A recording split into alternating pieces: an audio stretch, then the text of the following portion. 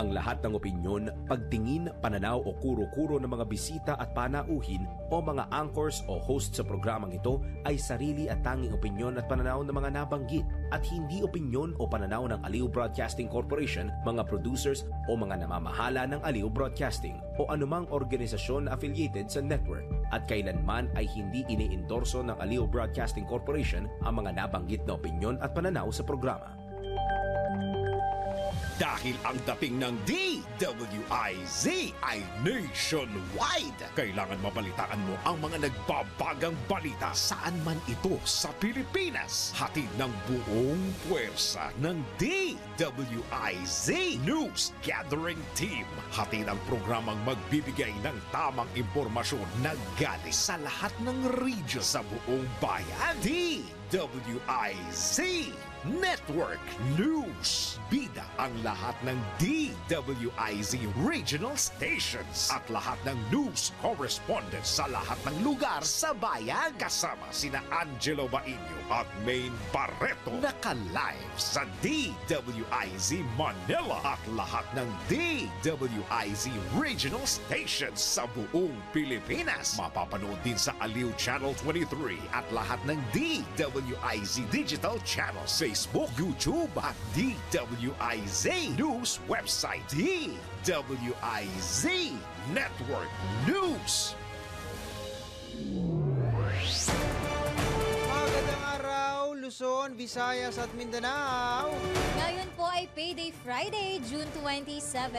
Yun, sana all. Nagdiwang na. Nagsipasok na ba sa inyong mga account ang inyong sweldo? Mukhang hindi pa. Mukhang. Maya-maya pa yata. Maya-maya. Abangan natin happy sweldo day. Hindi mahalaga kung anong oras, basta papasok. Yan ang mahalaga. May aasahan. Dahil nakapila na yung bayarin. So malamang marami din na nakapila maya-maya sa mga ATM. Huwag nyo kaming ubusan. Muli, magandang araw Pilipinas at ito na po, dakuhan na po natin ang ating headlines. DWIZ Network News. Balita sa Butuan, driver na pinaghihinalaang kabit, pinatay ng mister ng umano'y karelasyon. DWIZ Network News. 23 anyos na babae ginahasa at pinatay sa sariling bahay sa Dagupan. DWIZ Network News. At mag-live-in partner itinumba habang nagkakasiyahan sa Antique. DWIZ Network News. Isang ginang kinatay ng kapitbahay sa away bata sa Olongapo. DWIZ Network News. At 14 anyos na binatilyo patay matapos mabaril ng kaibigan sa sementeryo sa Taguig. DWIZ Network News. Para sa Fact or Fake, Pilipinas top 3 sa pinakaligtas na bansa sa Timog Silangang Asya. Alamin kung totoo ba ito sa Fact or Fake report mamaya lang. DWIZ Network News. At sa ating NBI, naku, bawal ito pag-iwan sa alagang hayop sa loob ng sasakyan. Naku, bawal po pala iyan. Alamin natin kung anong kaparusahan sa NBI. Naku, bawal ito. DWIZ Network News. Para sa ating balitang showbiz, Jessie J nagre-recover na matapos sumailalim sa surgery dahil sa kanyang breast cancer. Alamin niya mamaya mula kay Antoine. Lahat hagip, lahat alam sa DWIZ Network News. Kasama sina Angelo Bainio at Maine Barreto. Muli, magandang araw Pilipinas. Kami po ang inyong tagapagbalita, Angelo Bainio. Sa ngalan ni Maine Barreto, ako po si Gia Rafael. At sa detalye ng mga balita, patay ang isang 14 anyos na binatilyo matapos barilin ng isang 16 anyos na kapwa binatilyo sa isang public cemetery sa Taguig City. Nakuhanan sa CCTV ang biktima na kasama ang ilang kabataan sa bubong ng isang mausoleum bago ito biglang mahulog at bumagsak sa kalsada. Sa paunang investigasyon, apat na hindi pa nakikilalang lalaki ang itinuring na posibleng sospek. Pero sa isinagawang follow-up operations ng pulisya, natukoy ang isang 16 anyos na child in conflict with the law. bilang sangkot sa insidente. Ayon sa salaysay ng CICL, inilabas niya ang baril at dahil sa curiosity ay nakalabit ang gatilyo kung kaya't natamaan ang biktima. Kusa namang sumuko ang CICL sa tulong ng kanyang ama at umamin sa krimen.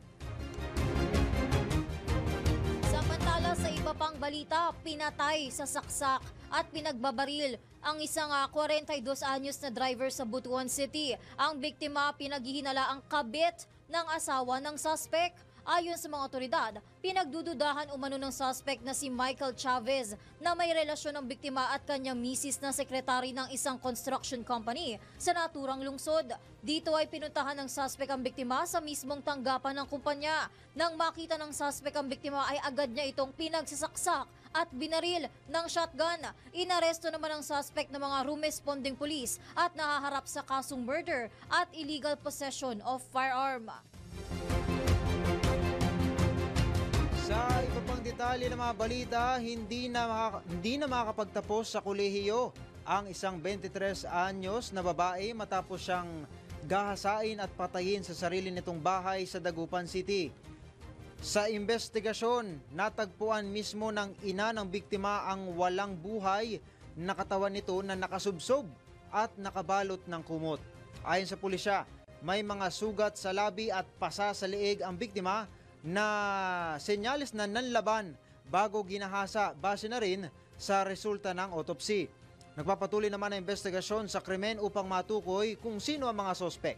Nanawagan naman ng hustisya ang pamilya ng biktima at nag-alok ng pabuya para sa anumang impormasyon na maaring humantong sa pagkakaaresto sa sospek.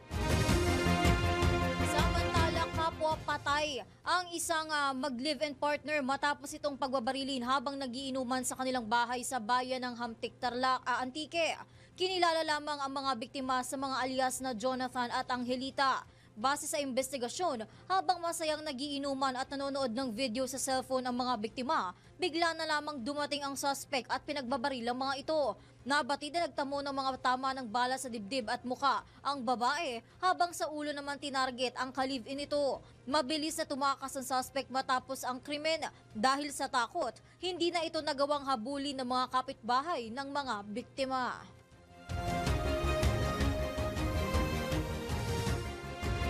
12 minutos makalipas ang 1:00 ng hapon, tanggap tayo ng pag-uulat mula sa labas ng himpilan. Proyektong kalsada mula Barangay Mansana hanggang Barangay Telegrafo, formal nang binuksan sa San Jose, Camarines Sur. Alamin natin ang detalye mula kay Richard Cecilio. Formal nang binuksan ang road construction project na nag-uugnay sa Barangay Mansana at Barangay Telegrafo sa bayan ng San Jose partido sa isinagawang inaugurasyon kahapon. Ang proyektong ito ay pinondohan sa ilalim ng General Appropriations Act of 2025 sa halagang 4.79 million at isinakatuparan ng SMDP Construction sa pangasiwa ng DPWH Camarines Sur 4th District Engineering Office. Ayon kay Mayor Gerald Peña, isa ito sa mga katuparan ng kanyang panalangin para sa mas maayos na akses at transportasyon sa mga barangay. Sa kanyang mensahe, pinasalamatan niya ang DPWH at ang kontraktor sa mabilis at maayos na implementasyon ng proyekto. Pinuri rin niya ang pamunuan ni Punong Barangay Edwin Erica Itumay ng Barangay Mansana na katuwang sa pagtataguyod ng proyekto para sa kapakanan ng kanilang komunidad. Mula sa DWIC 95.1 News FM Naga, Richard Cecilio, nagbabalita ng tama, naglilingkod ng tama. DWIZ Network News. Isang 21 anyos na lalaki na nagdiriwang ng kanyang kaarawan, patay matapos madisgrasya sa sinasakyang motorsiklo sa Numancia, Aklan. Ang detalye mula kay Kuyang Richard Bertuso. Patay ang isang 21 anyos na lalaki sa mismong karawan nito matapos madisgrasya ang sinasakyang motorsiklo sa Barangay Poblasyon, Numancia, Aklan kagabi. Ayon sa ulat ng Numancia Municipal Police, ang kasya sa motorsiklo na minamaniho ng isang 20 anyos na babae nang pagdating sa korbanang bahagi ng kalsada ay sumalpok sila sa isang nakatambak na kariton sa gilid ng kalsada. Tumilapon ang lalaki sa pader ng isang bahay at nagtamo ng malubhang sugat sa ulo habang sugat sa iba't ibang bahagi bahagi ng katawan naman ang tinamo ng driver na babae. Napag-alaman na nagdiriwang pa ng kanyang birthday party ang lalaki kasama ang mga barkada bago naganap ang aksidente. Mula dito sa DWIZ, Nas FM 89.5 Western Visayas, Richard Cordero Bertuso, nagbabalita ng tama, naglilingkod ng tama. DWIZ Network News. Samantala, libu-libong biktima ng Super Typhoon Karina sa Central Luzon tumanggap ng ayuda sa DSWD. Alamin natin ang detalye mula kay Johnny Gole. Sa magandang mga pinali, matapos na ito nga halos sa isang taon na natanggap na ngayon itong mga biktima ng Super Typhoon na Karina. Dito sa Central Luzon ang ibinigay na ayuda sa kanila ng national government sa pamamagitan nito ng Department of Social Welfare and Development o DSWD. Ito yung ibinabalita ngayon ng DSWD Region 3 para sa tinatayang 62,000 families na naapektuhan ng ito sa pananalasa ng bagyong Karina na naging sentro nga o signal number 5 noon. Ang gitnang Luzon at libo-libong pamilya ang naapektuhan at daan-daan istorya rin ng mga taniman ang lumubog sa baha. Ang lalawigan ng Pampanga, isa sa mga lalawigan sa gitnang Luzon, ang grabing tinamaan ng kalamidad ayon dito sa ahensya. Ayon pa rito sa DSWD, bawat beneficiaryo ay makatanggap ng 5,625 pesos. Mula ito sa 348.75 million peso na pinalabas na pondo ngayon siya mula sa kanilang Emergency Cash Transfer o ECT. Ngayong linggo ay sinimulan na nila itong distribusyon ng kasayudan sa mga bayan na bukay sa Bataan, Arayat at Sandaba sa Pampanga. Ang naturang kasayuda ay bahagi naman ng disaster response para makaagapay dito sa mga sinarantang kalamidad at magagamit nila na kapag o panandalian o dagliang na pangangailangan. Maging mahigpit naman yung itinairal na seguridad ng ahensya sa pamamagitan ng pagtatalaga ng mga sapat na pulis at mga tauhan mula sa disaster risk reduction and management personnel sa lugar kung saan ginanap na itong payout para sa mga beneficiaryo ng kalamidad. Mula dito sa lalawigan ng Pampanga ito sa Central Luzon Patrol, Johnny Gole, para sa lang ito nila at DWIZ nagbabalita ng tama, naglilingkod ng tama. DWIZ Network News. Sa iba pang detalye ng balita, muling nakarecover ng malaking halaga ng umano'y floating shabu sa baybaying sakop ng barangay Canarian o Chanarian, Basco, Batanes. Ayon sa ulat, isang mangingisda ang nakadiskubre sa 24 na vacuum-sealed na pakete ng iligal na droga na may markang Dagwanying. Ang na-recover na kontrabando ay may bigat umanong 24.5 kilos at tinatayang nagkakahalaga ng mahigit 166 million pesos. Sa ngayon, hawak na ng PIDEA Batanes Provincial Office ang mga pakete ng iligal na droga at nakatakdang dalhin sa PIDEA Region 2 Laboratory Office para sa kaukulang dokumentasyon. Balita naman sa Olongapo City, sinaksak hanggang sa mapatay ang isang 43 anyos na babae ng kanyang kapitbahay dahil lamang sa away ng kanilang mga anak. Sa investigasyon, bumababa pa lamang ng tricycle ang biktimang si Rose Marie Balsita nang bigla siyang lapitan at pagsasaksakin ng kanyang kapitbahay na si Salvador de Asis. Dead on arrival sa ospital si Balsita dahil sa mga natamo nitong pinsala sa insidente. Nabatid na may matagal ng alitan ng pamilya ng biktima at pamilya ng sospek na nag-ugat sa away ng kanilang mga anak na nauwi sa kasuhan. Nananawagan naman ang pamilya ng biktima na sumuko na ang sospek na si De Asis na tinutugis ng mga otoridad. Samantala, natagpuang patay ang bangkay ng isang babae na may gilit ang leeg sa Army River Sitio Dulit sa Castillejos, Zambales. Sa investigasyon, nakita ang labi ng biktima ng isang residente na nagpapastol ng kanyang mga alagang hayop sa ilog. Ayon sa pulisya, naaresto na ang isa sa mga itinuturong suspect sa krimen matapos ang isinagawang follow-up operation at sumasailalim sa masusing interogasyon upang mabatid ang motibo nito sa pagpatay. Sa Cebu, himas rehas ang isang 29 anyos na lalaki matapos umanong sakta ng kanyang live-in partner dahil sa pagtatalo tungkol sa pagkakalulong nito sa online gambling sa Barangay Tuyan, Naga City, Cebu. Ayon kay alias May, nagsimula umano ang away nang hiramin ni alias Satur ang kanyang cellphone. Hinala niya binuksan nito ang kanyang e-wallet dahilan para sila'y mag-away.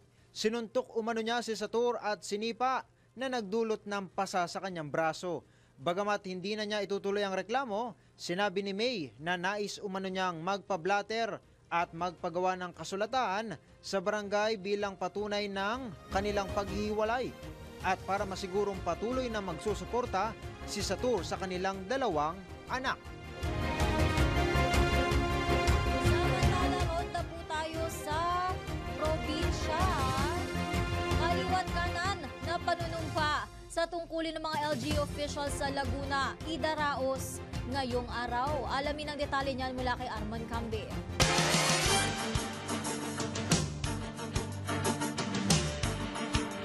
Kuyang Arman. Arman?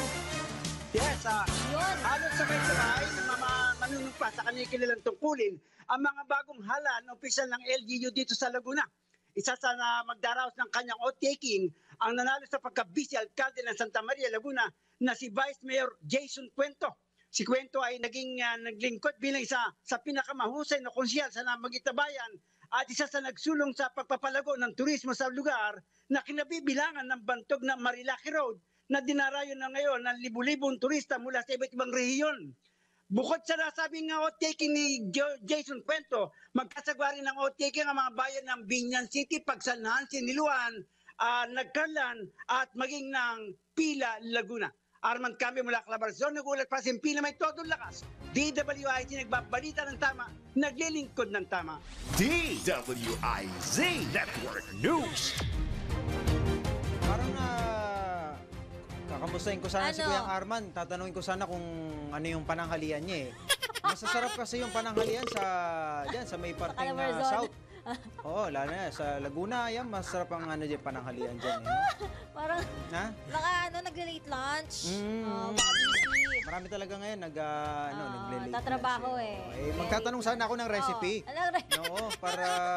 Ako kasi na lang gusto taga-south naman ako eh. Ayun, Oo. taga ano nga pala. No? Yun lang, Masarap di ako talaga. marunong magluto. Pero marami kang alam na recipe. Wala rin. Hindi ka nagluto. Anong specialty mo? Ano lang? Prito? Ano ba? Mahilig kasi ako sa sa hipon. So, ang alam ko lang talagang iluto. At masabi ko namang masarap, no? Pag nagba-buttered shrimp ako. Oh, Tapos sinahaluan ko sosyalan, pa ng dinudurugan ko ng salted egg. Wow, marami Para may palang flavor. lutuin, oh, Yun ano? lang, gandun lang. Ang ganda. Subukan mo rin magsinigang na hipon. Alam ko masarap din yung Hindi ko kaya. sinigang na hipon. Mahirap talaga pag Kahit sabi nila yung mga adobo, madali lang. Ah. Hindi, sa paningin ko hindi. mahirap pa rin. Sa paningin, ikaw marunong ako magluto. Adobo. Chamba. Chamba. Pa-chamba. Pero masarap naman yung chamba. Oo, nakaka-chamba naman. see? Masarap. Kahit chamba, di ko Oo. magawa. Kaya yun, gusto ko sana magpaturo Oo. kay Kuyang Arman Cambe ng mga Next, recipe. mamaya kung may report pa siya ulit. Oo, matanungin natin. Hulihin mo na. Pero ito sa iba pang detalye ng mga balita, 43 million pesos na halaga ng bagong gusali sa PIA 3. Sisimulan ng itayo ayon sa DPWH Region 3. Alamin natin ang detalye mula kay Kuyang Johnny Gole. Yes, susimula na nga itong pagtatayo ng bagong gusali nito Philippine Information na agency dito sa Central Luzon na ayon dito sa DPWH. Tapos ng groundbreaking na ceremony na pinangunahan itong si Department of Public Works na Region 3 Assistant Regional Director Metiades sa Santo Domingo. At dinaluhan nito ng opisyal mula sa Philippine Information Agency Region 3 dito sa Diosdado Macapagal Government Center sa Barangay 90 San Fernando, Pampanga kahapon. Nagkakahalaga ng 34 million piso ang nasabing proyekto. Ayon dito kay Domingo na inaasahan nilang patapos na ito sa Enero sa susunod na taon 2026 na ang pondo naman ito ay nailabas na dito sa 2025 budget. Sa gusaling ito ay hindi opisyal ang siyang maging central hub ng Regional Government Communications, Media Coordination at Information Dissemination dito sa Gitna Luzon. Bilang sa mga dumalo dito sa maraming okasyon ay ang mga kinatawaan mula sa BINA Region 3, Department of Economic Planning and Development or DEPDID, DOC 3, DILG 3, Geosciences Bureau o NGB Region 3, Commission on Audit Industry, Bureau of Treasury, itong Department of Labor and Employment Agency at Development Bank of the Philippines o DBP at Commission on Higher Education Region 3. Kaya ang update ang dito sa City of San Fernando, Pampanga. Si Central San Patrola, Johnny Gola, para sa hindi lang ito nalakas, DWIZ nagbabalita na tama, naglingkod na tama. DWIZ Network News. Samantala ito, kami nananawagan tayo, partner. Kinukuha natin ang atensyon ng mga shopaholic dyan. Oy, sakto payday. Sakto payday ngayon ha. Ito, may magandang balita po. Sale alert! Partner, matutuwa ka dito. Paparating na partner ang end of season sale sa SM Supermalls hanggang 70% off sa home, electronics at fashion. Yung mga produktong yan, laki ng bawas mag-upgrade at yung mga mag-upgrade at i-refresh ang inyong wardrobe sa biggest sale ng taon. Ang hashtag end of season sale at SM ay magsisimula sa June 27. Ngayon yan Ngayon, simula na ngayon hanggang July 6 sa SM Malls nationwide. Partner, takbo na. Mamaya. Sugod na. Yung mga shopaholic dyan, sugod na po sa mga SM. Withdraw lang. Kung wala nang time mag-withdraw, swipe na lang. Yan, swipe na lang. Yan, sugod na po sa mga SM dahil meron silang big time sale. Asahan nyo ko dyan mamaya. Yan. At, ang bilis ng oras, magbabalik po ang DWIZ Network News makalipas ang ilang paalala. Ang oras, 1:26 p.m. DWIZ Network News, tanggap muna tayo ng pag-uulat mula sa ating IC reporters. DWIZ Patrol Report. Suporta at tulong sa mga apektadong sektor ng price hike. Di ipagkakait ng pamahalaang Marcos alinsunod sa umiiral na batas. Alamin natin ang detalye mula kay Patrol 13, Gilbert Pardes. Binigyan diin ng Malacanang na hindi pagkakait ng gobyerno ang tulong na maaaring ibigay sa mga sektor na nangangailangan alinsunod at naayon sa batas. Tugon nito ni Palace Press Officer Undersecretary Claire Castro kasunod ng ipinaabot na pagkadismaya ng ilang grupo ng mga nasa sektor ng transportasyon dahil hindi natuloy ang pamamahagi ng fuel subsidy. Sa briefing dito sa Malacanang, binigyan diin ni Castro na batid naman ng lahat na prioridad ni Pangulong Ferdinand Marcos Jr. ang kapakanan ng mga driver ng pampublikong sasakyan. Kaya ginagawaan niya ng lahat ng paraan upang maibigay ang kailangan nilang suporta. Gayunpaman, may sinusunod kasi anyang panuntunan sa pamamahagi ng fuel subsidy na nakasaad naman sa batas. Kailangan ay pumalo sa 80 pesos per barrel ang presyo ng langis sa pandaigdigang pamilihan para matrigger ang pagpapagana ng nabanggit na programa. Patrol 13, Gilbert Pardes para sa impilang may todong laas. DWIZ, nagbabalita ng tama, naglilingkod ng tama. DWIZ Network News. Samantala, sa iba pang balita, matapos pagbubunutin, winasak na ng Philippine Drug Enforcement Agency Cordillera at lokal na pulisya ang mga tanim na marijuana sa barangay Lokong, Tinglayan, Kalinga. Tinatayang halos 10 milyong piso ang halaga ng winasak na marijuana. Kabilang dito ang 30,000 fully grown na tanim at 30 kilong tuyong dahon at tangkay. Ayon sa ulat, ang tinaniman o taniman ng marijuana ay mayroong sukat na 3,000 square meters. Samantala, wala namang naarestong suspect sa nasabing operasyon. Samantala, naaalarma ang Philippine National Police Highway Patrol Unit 5 dahil sa tumataas na kaso ng mga aksidente sa kalsada sa Bicol Region.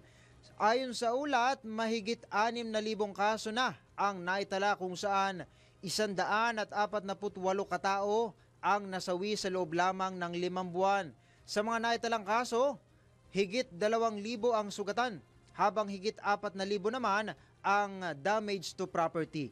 Nabatid na nakapagtala ng pinakamataas na kaso ng road accident sa Camarines na umabot sa halos 3,000 habang pinakakaunti sa Masbate na mayroong 89 na kaso.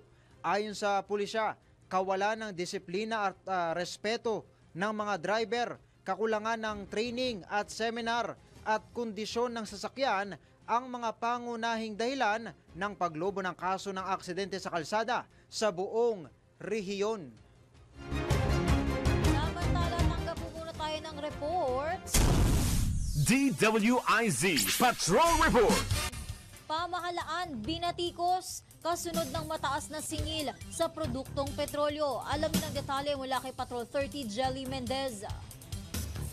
Gia binatikos ni Kabataan Party List Representative-elect Attorney Rene Co ang pamahalaan kasunod na pagsirit sa presyo ng langis. Dismayado ang partido matapos ipatupad ang 5 pisong taas singil sa produktong petrolyo. Dahil dito ay pinababasura ni Co ang oil deregulation law na ani dahilan ng mataas na presyo ng langis sa pandaigdigang merkado. Iginit ni Co na hindi na kontrolado ng gobyerno ang naturang batas dahil narisay na hayaan na lang ang mga korporasyon at mga negosyante ng langis na magtaas ng presyo kahit kailan nila gusto. Matatandaan na sinabi ng Department of Energy at si Pangulong Ferdinand Marcos Jr. na walang kakulangan sa supply ng langis at hindi nakaka-apekto ang digmaan sa pagitan ng Israel at ng Iran. Naniniwala si Ko na lalo lang lalala ang kahirapan dahil sa domino effect ng taas singil sa iba't ibang produkto, partikular sa serbisyo. Bukod dito, sa oil deregulation law ay pinasusolusyonan din ng naturang mababata sa pamahalaan ang value-added tax o VAT at ang excise tax sa langis na isa sa mga paraan upang maibsan ang paghihirap ng taong bayan. Mula sa mas malaking kapulungan ng Kongreso, ito si Patrol 30. Jenny Mendez na uulat para sa impilang may todong lakas sa DWIZ. Nagbabalita ng tama, naglilingkod ng tama. DWIZ Network News. At sa kaugnay ng balitang yan, pamahalaan, say, nada tikom ang bibig ukol sa panawagang suspindihin ang VAT at excise tax sa produktong petrolyo. Alamin nga natin ang detalye ng balita mula kay Patrol 13, Gilbert Perdes. Binigyan diin ng Malacanang na hindi pagkakait ng gobyerno ang tulong na maaring ibigay sa mga sektor na nangangailangan alinsunod at naayon sa batas. Tugon nito ni Palace Press Officer Undersecretary Claire Castro kasunod ng ipinaabot na pagkadismaya ng ilang grupo ng mga nasa sektor ng transportasyon dahil hindi natuloy ang pamamahagi ng fuel subsidy. Sa briefing dito sa Malacanang, binigyan diin ni Castro na batid naman ng lahat na prioridad ni Pangulong Ferdinand Marcos Jr. ang kapakanan ng mga driver ng pampublikong sasakyan. Kaya ginagawaan niya ng lahat ng paraan upang maibigay ang kailangan nilang suporta. Gayunpaman, may sinusunod kasi anyang panuntunan sa pamamahagi ng fuel subsidy na nakasaad naman sa batas. Kailangan ay pumalo sa 80 pesos per barrel ang presyo ng langis sa pandaigdigang pamilihan para matrigger ang pagpapagana ng nabanggit na programa. Patrol 13, Gilbert Perdes para sa impilang may todong lakas. DWIZ, nagbabalita ng tama, naglilingkod ng tama. DWIZ Network News. Sa pagpapatuloy ng mga balitaan, tiniyak ng Philippine National Police na kakasuhan ang sinumang sangkot sa pagkawala ng 34 na mga sabongero, sibilyan man o may mataas na katungkulan sa PNP.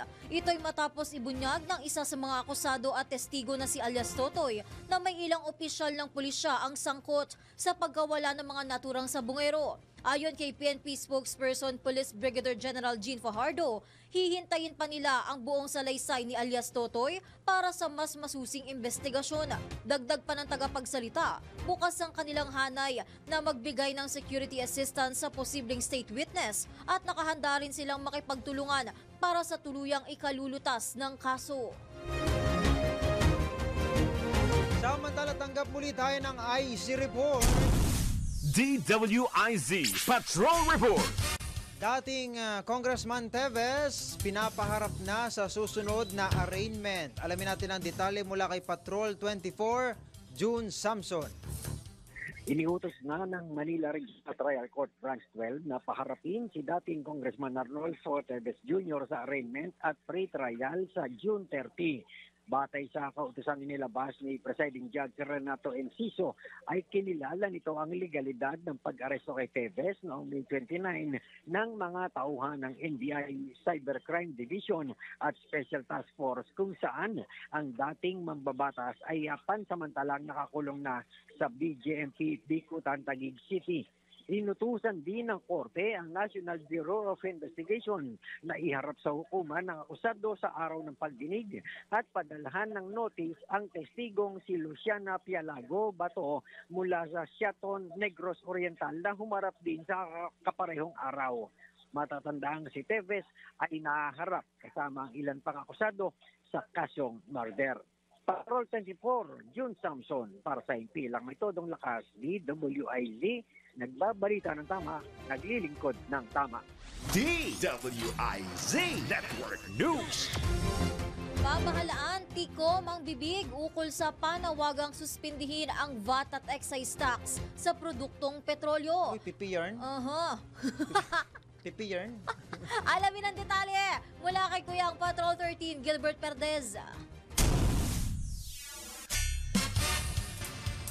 Tumangging magbigay ng komento si Transportation Secretary Vince Dizon sa panawagan na amyendahan o suspendihin ang value-added tax o excise tax sa mga petroleum products. Sa briefing sa Malacanang, sinabi ni Dizon na ipaubayan niya ang nabanggit na usapin kung ano magiging pananaw ng economic team ni Pangulong Ferdinand Marcos Jr. sa nabanggit na isyu. Ang nasabing panawagan ay kasunod ng tensyon sa pagitan ng Iran at Israel kung saan nagbabadya ang pagtaas ng presyo ng langis sa world market. Sinabi naman ni Dizon na kapag may nangyari sa ibang bansa, wala tayong kontrol dito. Nilinaw din ng opisyal na hindi siya malamig sa nabanggit na usapin. Gayunman, sinabi ng opisyal na sa ngayon naka-standby na ang DOTR sa pamamahagi ng subsidy para naman sa mga PUV drivers at magsasakat, kasama na rito yung mga mangingisda. Patrol 13, Gilbert Perdes para sa Impilang May Todong Lakas, DWIZ, nagbabalita ng tama, naglilingkod ng tama. DWIZ Network News. Sa iba pang detalye ng mga balita, nagpahayag na rin ng kahandaang tumulong ang Philippine Navy sa investigasyon sa kaso ng mga nawawalang sabongero na hinihinalang itinapon sa Taal Lake. Ayon kay Navy spokesperson Captain John Percy Alcos, nakaantabay ang kanilang puwersa at handang magsagawa ng search operations sa oras na aprubahan ito ng Department of Justice. Posibleng gamitin sa operasyon ang Naval Special Operations Command na may kakayahan sa underwater search and rescue. Una nang nag-alok ng tulong ang Philippine Coast Guard sa pamamagitan ng kanilang technical divers. Matatandaang 34 na sabongero ang naiulat na nawawala simula pa noong 2021 at muling nabuksan ang usapin matapos ang isang testimonya ni alias Totoy na nagsasabing sila ay na nagsasabi na mga sabongero ay pinatay at itinapon sa nasabing lawa.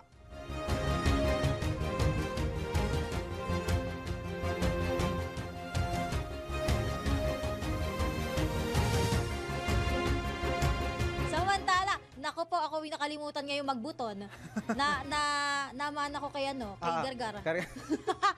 Eto, sorry. Eto, samantala, nagpahayag na rin ng kahandaang tumulong ang Philippine Navy sa investigasyon sa kaso ng mga nawawalang sabongero na hinihinalang tinapon sa Taal Lake. Yan yung nabalita ko na ngayon eh. Balita ko na nga yan eh. Sorry, nag-4 AM, lumulutang ang utak. Eto! Marami nag-aabang sa balitang yan ha. Running story kasi siya ngayon eh. Kasi yun talaga, matagal-tagal na to. Last year pa, no? Grabe, noong line ng narating, ilalim ng Taal Lake. Oo. At ngayon, siguro nasa witness protection itong si alias Totoy. Ngayon tuloy mga tao, nababasa ko, nagkaka-interest sa Taal Lake. Parang tinitingnan nila kung bakit ba parang yun yung lugar na pinagtaguan nga ng mga katawan na. Oo, delikado yan. Baka, wag naman sana, baka maapektuhan ng ang isa yan sa mga nagpuproduce ng mga tilapia. Ay talaga ba dun sa Taal? Nako. Oo, marami diyan. Nako. Baka mamaya maapektuhan ng produksyon dahil sa investigasyon.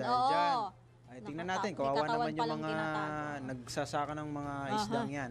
Pero bago ito, speaking of pagkain, National Food Authority, kinumpirma na lilimitahan sa 100 sako ng bigas kada magsasaka ang bibilhin tuwing panahon ng anihan. Ayon kay NFA Administrator Larry Lacson, bahagi ito ng bagong patakaran upang matiyak ang maayos at transparent na proseso ng pagbili ng palay. at upang maprotektahan ang maliliit na magsasaka laban sa mga mapansamantalang trader. Dagdag pa ng ahensya, ang limitasyon ay dulot ng kakulangan sa pondo at kapasidad ng mga bodega.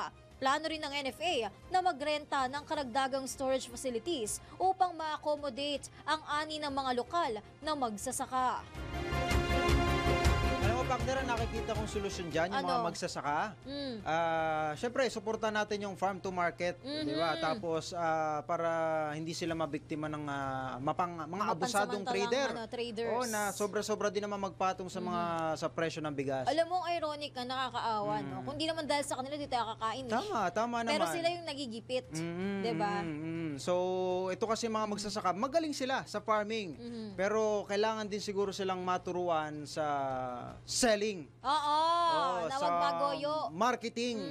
Oo, dapat kumbaga isang profesyon din talaga naman na pagiging farmer na kailangan siguro maturuan din sila how to market their product. Wow. Para maibenta na, di ba? Kasi naloloko sila ng mga abusadong trader mga oportunista alam nilang may mga magsasakang gipit.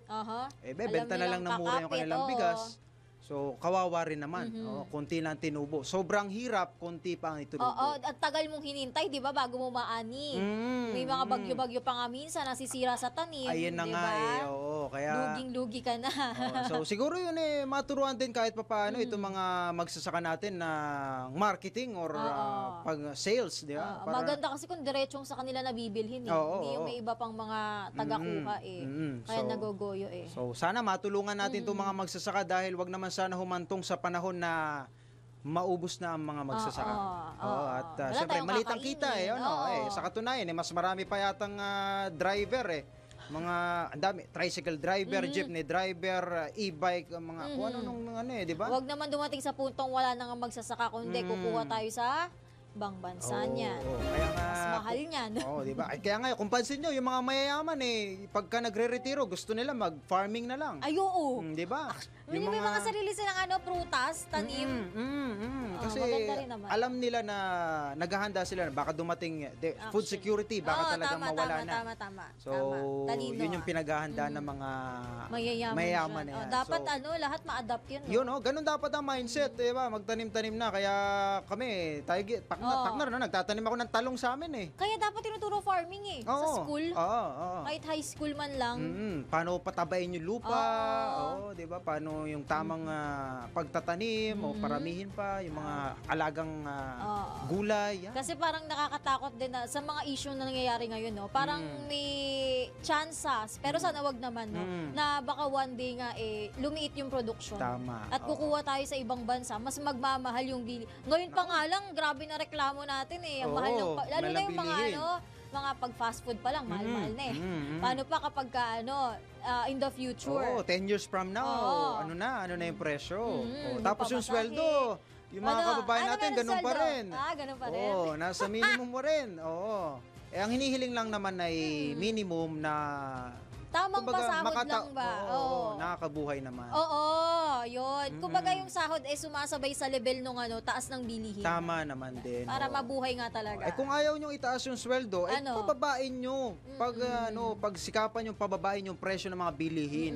Para hindi sila magreklamo sa taas ng presyo ng bilihin. Kasi yung ending nagigipit yung mga yung mga empleyado ba? Hindi lang naman sa iba nga mas mababa pa yung sinasahod pero nakaka-survive. Pinagkakasya. Yun lang, yun yung point. Pinagkakasyang pilit. Diba? So, ending walang ipon. Tama. Mas mahirap. Walang sobra. Minsan, ang iba dyan, nag-uulam na lang toyo, asin. May ibang tao, anong nagiging epekto ang mga sakit kalusugan pa. Mas magastos yun. High blood. Domino effect talaga siya. So, kailangan talagang gawan ng solusyon itong mga problema ito ng ating bayan. Yun. At partner, bilis ng oras magbibigay dahil lang tayo sa ating mga ilang paalala sa ating mga commercials. At magbabalik po ang DWIC Network News ang oras 1:47 p.m. 4A most wanted person sa mga kasong pangahala ay arestado sa Batangas. Alamin natin ang detalye mula kay Arman Cambe.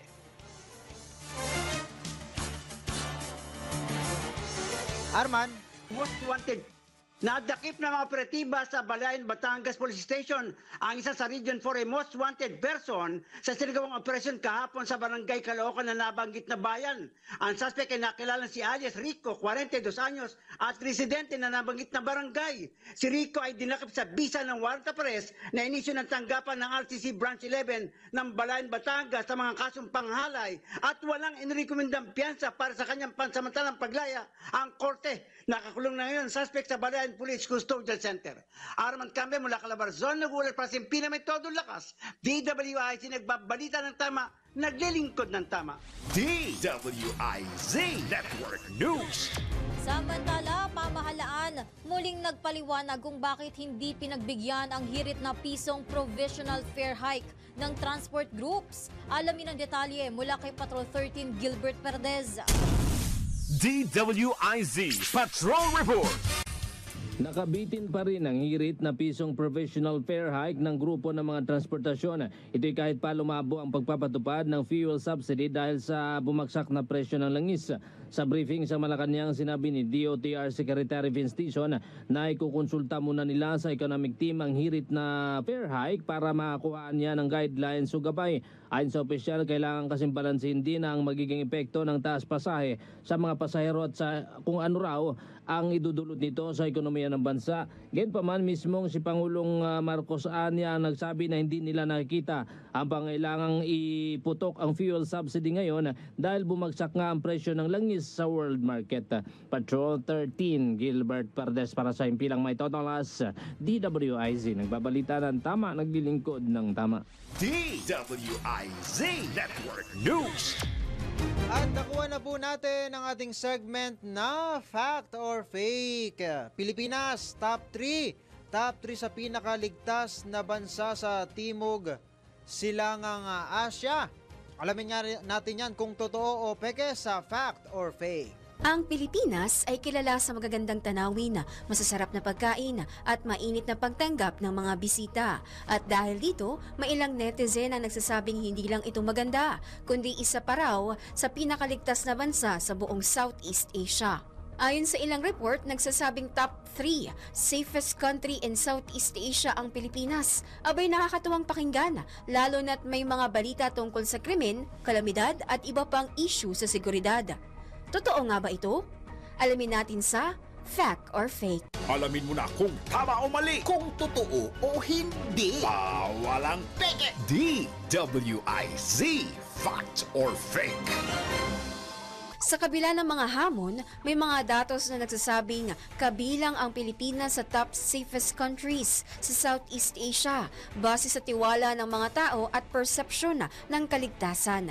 Ayon sa Gallup Law and Order Report 2023, pumangatlo ang Pilipinas sa Southeast Asia pagdating sa perceived safety na may score na 86, malapit lang sa Vietnam na may 92 at Indonesia na may 90. Dagdag pa rito, ayon sa Global Peace Index 2024 ng Institute for Economics and Peace, kahit nasa rank 104 ang Pilipinas globally, may mga positibong pagbabago sa peace level nito sa mga nagdaang taon. Isa pang indikasyon ng kaligtasan ay ang mataas na kumpiyansa ng mga Pilipino sa kanilang lokal na pulisya na nakakatulong para mapanatili ang katahimikan at seguridad sa kanilang mga komunidad. Bagamat may panganib ang bansa sa natural disasters tulad ng bagyo at lindol, patuloy ang mga hakbang ng gobyerno para mapaigting ang disaster preparedness. Sa kabuuan, masasabi natin na ang Pilipinas ay kabilang sa top 3 safest countries sa Timog Silangang Asya ay isang fact. At para sa Fact or Fake, Kim Gomez, nagbabalita ng tama, naglilingkod ng tama. Huwag magpapaloko, huwag magpapagancho, huwag magpapaskam. Bawal! Bawal ang peke. DWIZ Fact or Fake.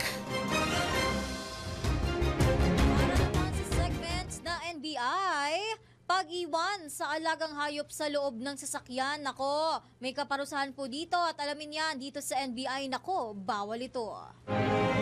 Alamin kung bawal o hindi. Dahil kung di mo alam to, kaso ang kakaharapin mo sa NBI. Nako, bawal ito.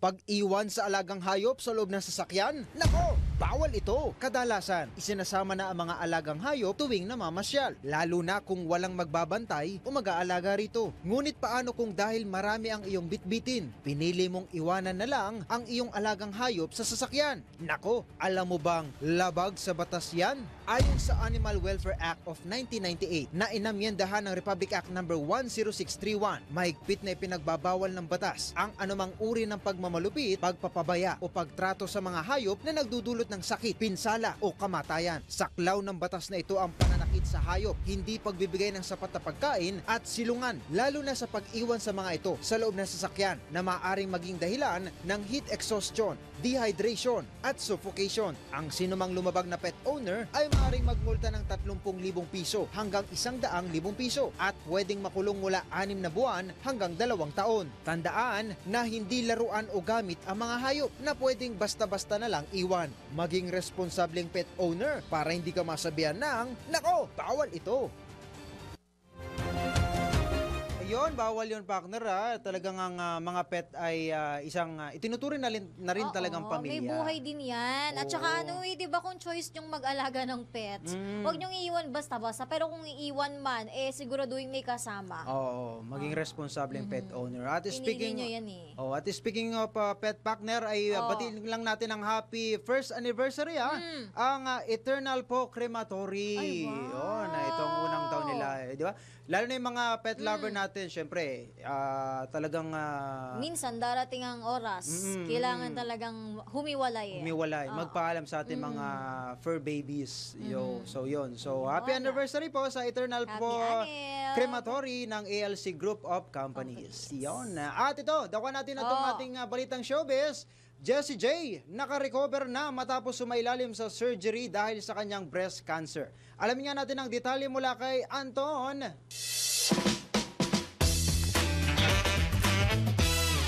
Para sa aking balitang showbiz, nagbigay ng update ang singer na si Jessie J matapos na sumailalim ito sa breast surgery dahil sa kanyang breast cancer. Sa pamamagitan ng kanyang Instagram account, nagpost ang British singer na isang picture na nasa bed siya at nagpapagaling kasama ang kanyang partner na si Shannon Coleman at anak na si Sky. Sa kanyang caption, sinabi nito na halos 2 araw inabot ang kanyang breast surgery. Nagpasalamat din ang singer sa kanyang surgeon at sa mga nurse na nag-alaga sa kanya at sa lahat ng kanyang pamilya at mga kaibigan na dumalaw pagkatapos ng kanyang operasyon. Nagbigay din ng mensahe si Jessie J sa mga nakakaranas ng katulad ng kanyang sitwasyon na makakaraos din sila. Unang inadmit ni Jessie J ang kanyang karamdaman bago niya inilabas ngayong taon ang kanyang bagong single na No Secrets. Kasabay nito ang pagpapaalam niya sa kanyang fans at supporters na pansamantala siyang mawawala para harapin ang kanyang karamdaman. At iyan ang aking balitang showbiz para sa impilang may todong lakas, DWIZ.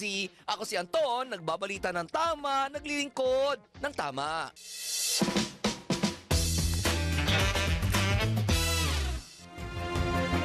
Maraming salamat, Anton. Partner, bago tayo magtapos, pasalamatan ko lang itong mga sisigawan natin, mga nagpapasigaw. Pa-shoutout. Hello sa iyo. Kay Marcho Gamboan. Hi. Nandyan din si Marl Oligario, Jerry Grijaldo Enciso, Elizer Bernal, Ellen Rodriguez, Celso Pabaira, at sino pa ba ito? Si Arnaldo Belza, Elvira Valdez, Mark Funelas, at kay Melissa San Miguel. Yon. Maraming salamat sa pagsuporta. Happy watching. Huwag maglilipat ng istasyon at channel. Marami pa po tayong programa. Yon, abangan nyo po yan. At ito mga nagko-comment sa atin. Hi kay Renz Ravanes, Jennifer Desus, Lapido at kay Panton Lin. Yon, magandang hapon po sa inyo. Hello. At binabati tayo ni Marcho Gamboan. Happy Friday daw sa atin, Kuya Angelo and Ate Gia. Happy Payday Friday. Happy Payday Friday. Happy talaga. Excited na ang lahat, no? At iba nga ang ngiti ng ating mga kasamahan Talagang excited na talagang... excited na magbaldas. At yun, maraming salamat sa ating mga nakagapay dyan sa TOC, sa production, sa social media, sa ating mga tech, CAs, writers, and producers. Maraming salamat po. At yan na po ang mga balita na kalap namin mula sa Luzon, Visayas at Mindanao. Sa ngalan ng buong pwersa ng DWIZ Manila, DWIZ News FM Regional Group at Aliw Channel 23, kami po ang inyong nakasama sa ngalan ni Maine Barreto. Ako po si Gia Rafael. At ako naman po si Angelo Bainyo para sa mas malawak na pagbabalita ng tama At paglilingkod ng tama. Ito po ang DWIZ Network News. Antabayanan nyo po ang ating next program. Wala pong maglilipat ng channel, walang magpapalit ng live streaming at ng radyo. Ito po, susunod na negosyo. Kasama si Sir Lito Gagdi. Negosyo! Now na! Dahil ang dating ng DWIZ ay nationwide, kailangan mabalitaan mo